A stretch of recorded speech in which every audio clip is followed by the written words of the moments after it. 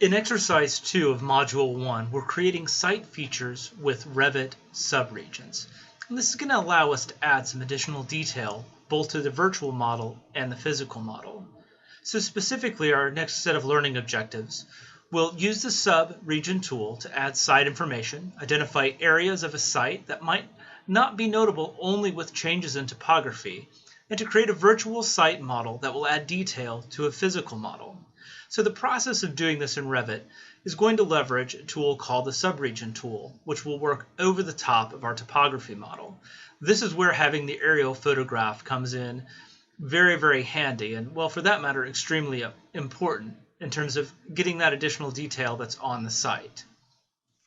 So the tool set that we're going to be using is found under the Massing and Site tab, and then it's up to the top right called subregion.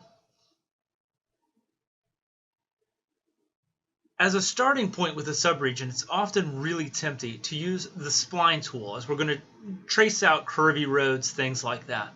But what I always suggest to people, especially starting out, is that the spline is actually going to give you a little bit too much geometry. So I would suggest approximating the curves with a series of straight lines. And I would also definitely suggest starting with a small portion. It's really tempting to dive right in and trace out everything. But what you really want to do is begin by tracing out a small portion, test it, and see how everything is working. As you get more and more comfortable with the tool, you can perhaps venture further into tracing out larger areas all at once, but take some smaller steps. And also remember, if you find yourself multiple hours in terms of tracing something, you might not be using your time just quite as wisely as you should. Data in and data out are very important concepts in terms of doing both 3D models and physical models. Only trace what you know is going to be accurate and also what you know is going to show up at the scale that you're working at.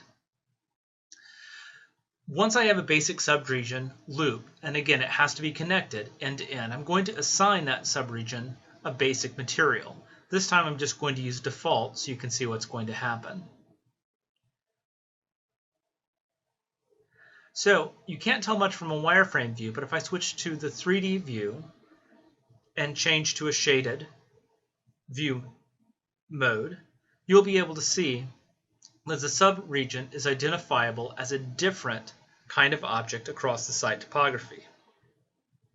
Once I have this, I can go back and select my subregion and then edit boundary, and I'm free to continue to add additional detail in.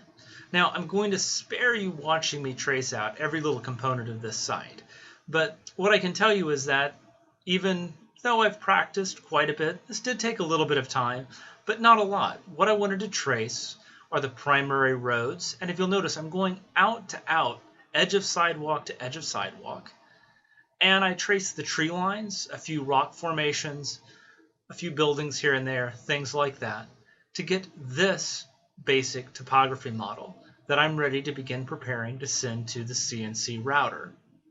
The subregions in particular are going to give me that opportunity to push and pull some of the geometry up and down inside of 3ds Max so that they're simply there and visible and clear to see in the physical model that we'll build. So in this lesson, we were able to build additional site details using subregions. We created a virtual model that is expressive of terrain and specific site features, and we developed a virtual site model that will transfer more detail to a physical model with the CNC router.